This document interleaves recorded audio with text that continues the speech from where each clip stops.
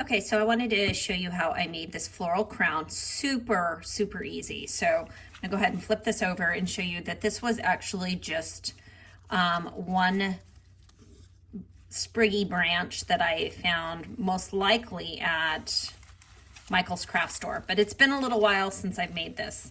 So we have the base sprig that we're working with here. And then as you can see here, I just ended up using the green floral wire, and we added some more flowers. So we have some of these that we just kind of tucked in and kept wrapping the green around in different spots to fill in the sprig that we had.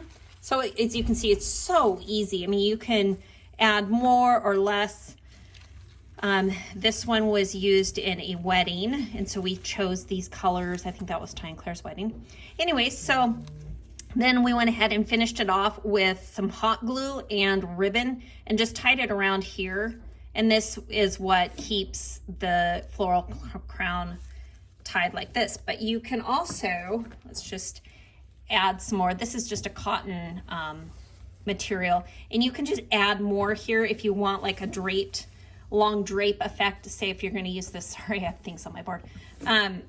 A long drapey effect. Maybe you're going to use this for a wedding, or these are fun just even for like little tea parties that you're going to have, little garden parties for kids. You know, lots of little options with these.